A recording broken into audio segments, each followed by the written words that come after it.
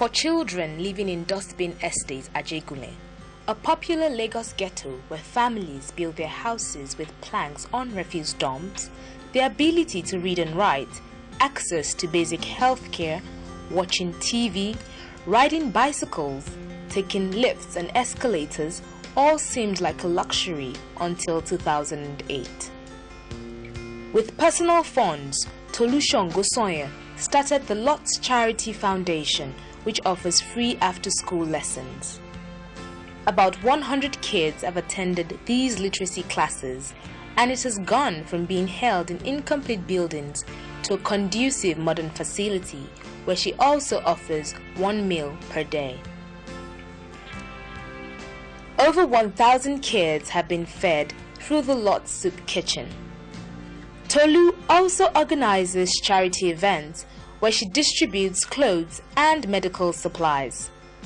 150 kids and their families have been treated by volunteer doctors.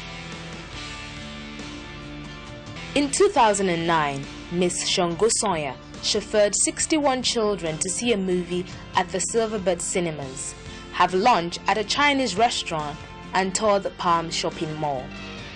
They have also partnered with celebrities including Derinle and Wale Adebayo, the popular Shango actor. Tolu is an inspiration. To her community, she is the angel of Dustbin Estate.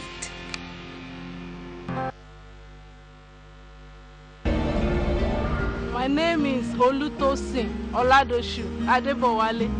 I'm the founder of Star of Hope Transformation Center, a non-governmental organization working with Riverside Communities Women in Lagos State. I met Change a Life through my sister Jumoke Giwa. She set up a meeting with myself and the founder of Change a Life, Sister Fumi Inyonda. I was training women on tie and dye, on knitting, on beading, on different kinds of skills to empower women so that they can survive economically. Sister Fumi Inyonda said, and I quote, that it is not right to train women on any skill and then leave them on their own. I work basically with poor women. In 2011 December, I was nominated for ILIP Award in Seattle. I was nominated as one of the global change leaders in the world in St. Xavier University, Antigonish in Canada. This year, I was nominated and accepted for Women of Courage Award in America. What inspired me to do more for women is my mother's experience. My father died when I was just 4 years old and life was rough. We want Change a Life to support us, and where we want them to support us is to get a place for us where we can hold this program for 1 year. And we want our presence to be felt in Ibasa. We don't want to stay here and be walking on the riverside, no. So that when the women they are running, they are coming over, they can have a place to rest and say, this is our Change a Life point. Life is about a journey. It is a journey, not just giving a grant and saying bye-bye. Thank you, Change a Life. Thank you, Auntie Fumi Inyonda.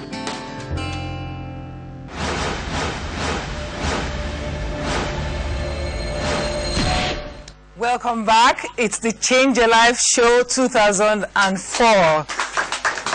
I've got two special women here. One of them embarrasses me because, well, she keeps going on about Auntie Fumi Inyonda and Change a Life. But Tosin Adebowale is an incredible young woman. When we met her, I was wondering to myself, how does she think she's going to achieve all of this?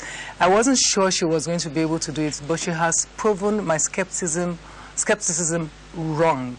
She's gone on not only to impact on the lives of many women based on a small grant that Change a Life gave to her, she's also gone on to be noticed by some of the biggest bodies in the world for the work that she's doing. We'll talk about it in a moment. Tosin, good morning. How are you? I'm fine, thank you. Right, and right there beside her is somebody who, you know, every time I hear that thing, that, oh, I've wanted to meet you for 10 years, I just think, oh, that means I'm ancient. But she's fantastic. She decided that, you know, from nothing, she had no resources of her own, and that's what I love about this story, because when we started Change a Life, I did not have 1 naira to make it happen, and see how far it's come. It's really about belief and knowing, having a vision about what the kind of world you want to share with other people. And that's what Tolu Shango Wawa did. She decided she was going to go to this community that's forgotten and bring light onto it. And she's been doing that consistently in various ways. always. You've seen the video already. Tolu, good morning. Good morning. I love your hair. Yeah. I have to be girl about that. I love your hair. I love your hair too. And I've never seen you look like this. That's cute. So I'm going to start with you, Tolu. Okay. What were you thinking? I wasn't thinking. Nobody thinks of working on a refuse dump. That wasn't my part. I think for me, death is a motivator. The day a man knows that he's going to drop dead, he starts to live life more intentionally. My dad is a traditionalist, and his Ifa priest came out and said I was going to die young, and I woke up fast. I realized that life is not about my pretty face, nor my intelligence. Everything goes back to giving. When I die, I don't want to be remembered for being the most intelligent person in my class. I wanted to be known for what I've done. And the best way to do that is by giving back to the community. So what I started with was saying I'm alive one more year. To feed children on the street. I was doing product modeling, raising money from that as an undergrad, going back to the street and feeding children. And I did that, and I did not know that was going to be my life purpose. I honestly just thought I was just saying I'm alive, and now more people are being alive by me living. And when I started the charity, the Ifa priest came and said I wasn't dying again. I said maybe God changed his mind. I must have gotten his attention one way or the other. Oh, that's fine. You know the best part about it is just the sun that shines from your face. It's the soul. Your goodness comes from inside your soul. And we're going to talk a bit more about that. Let me jump over to Tosin also, who's just an incredible human being. Yourself too. I mean, usually when they talk about helping people, they say, oh, when I have money, I will help people. You didn't do that. You just jumped into it. Yeah. I jumped into it because I believed that it would take so long before I have money to help people. So I decided to start with what I have, and that's my skill. You know, when I was growing up, my father died when I was 4. And the only statement in my mom's mouth was, what shall we eat? My mother will look under the bed and she'll be crying. I said, Mommy, why are you weeping? She said, it remains only 1 yam. And I said, did the yam beat you? She said, no. But if we eat this today, what are we going to eat tomorrow? So I think if we really want to make a change, we don't have to wait till when we are rich. Because I think the first thing in making a change is you. Because you can have your money and you may not be able to use it to make a change. So I went to learn. With that, I don't need to pay anybody. With my skill, it is very easy for me to train other women without employing a trainer. So I started. And when I was starting, I came to you and you asked so many questions, and I had to go back to the drawing board. Why should you just train women and say bye-bye? Because it is more dehumanizing to train a woman and say bye, when you know that she's going to go back, and people will be expecting, oh, she's back. Back with what? Thank you for support. Did I say all of that? I don't remember. Yes, but you know, I do strongly believe that once you stabilize the family units, and usually it's the woman, you know, and the man too, but once you stabilize that and you make it sustainable, they can take care of themselves. You know, so I'm going to thank you, because then you guys became some sort of inspiration to me too. But you know, that decision to just go, just start, because I say to people all the time, start from where you are. They wonder, what are you talking about? What is, you spoke to me then about the realization of the ephemeral nature of life. The life is here today, is gone tomorrow. For you, it was your mother, you know, the inspiration, your mother wanting to empower other women. If you wanted to say to a young woman and man out there, and you know that Nigeria has an army of young people who don't know what to do, what would you say to them? Because you see, it's your future, isn't it? It's your world, you know. You are going to build this future. What would you say to them if Nigeria was you? You know, Nigeria has money. You know, what will you say to us as a nation? You know, how should we change our lives, all of us? First thing, know who you are. Who you are is not, my name is Tolu Lokweshon Gosoya. I went to Olabisi Onabanjo University. That's not me. The me is the stubborn human being who doesn't take no for an answer. The me is somebody who will cry if I see somebody say anything about broken homes and all of that. And I've seen that on Oprah and I was crying in Nigeria. The me is someone who would rather go hungry and without electricity for 6 months because I want to feed children on the streets. So that is the first thing, point out. Why is it important to give first to others, in what way does it come back to you? Because oftentimes people just want me, when I have money, I'm fine. Why are other people important? Why is our society important? Why is our country important? It's very easy for me. Giving is living. The day I stop to give is the day I start to die. Tosin. There is a word in Kiswahili that they say Ubuntu. We are. I am because you are. What is happiness when we are not all happy? When you are eating and you are eating alone? What is being fed when others around you are hungry? That is why some Nigerians are rich today, but they cannot sleep with their both eyes closed because all their neighbors are hungry. Right. That's a very powerful. That's a very powerful thing. Both of you have gone on now to. Is that thing also? You didn't know you were going to be so well recognized. I know you've been to different parts of the world. Everybody's loving you now.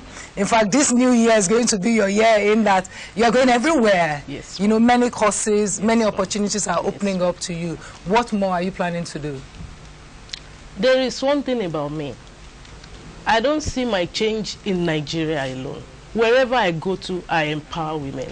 Whether in India, in South Africa, in Canada, I make sure that it's not restricted. Fantastic. And that is how I'm going to continue. Tolu. At Dustbin Estate, exit plan for me is housing for 100 families. Right now, I have hundreds of thousands of people living on refuse dump in like 4 local governments.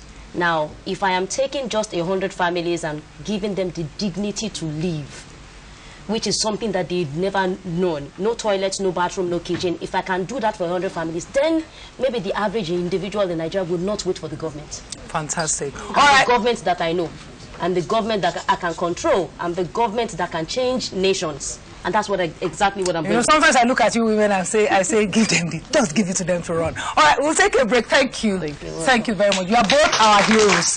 And you are both getting certificates from the first citizen of Lagos later on the show. But we'll take a break. When we come back, we've been talking about government. This is the state we live in. We call it a Ko-Oni-Baje. So we are going to ask the first citizens exactly what has the state done to protect its women, what more can it do, and what sort of future are we going to build together right after the break.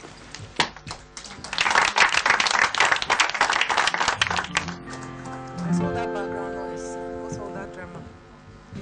For children living in Dustbin Estate at Ajegule, a popular Lagos ghetto where families build their houses with planks on refuse dumps, the ability to read and write, access to basic health care, watching TV, riding bicycles, taking lifts and escalators all seemed like a luxury until 2008.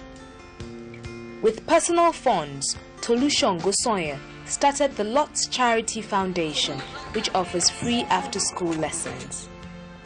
About 100 kids have attended these literacy classes, and it has gone from being held in incomplete buildings to a conducive modern facility where she also offers 1 meal per day.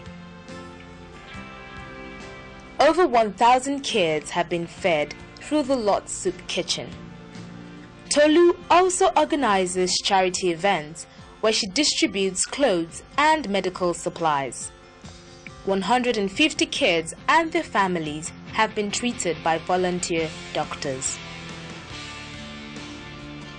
In 2009, Ms. Shongo Sonya chauffeured 61 children to see a movie at the Silverbird Cinemas, have lunch at a Chinese restaurant, and toured the Palm Shopping Mall. They have also partnered with celebrities including Derinle and Wale Adebayo, the popular Shongo actor. Tolu is an inspiration. To her community, she is the angel of Dustbin Estate.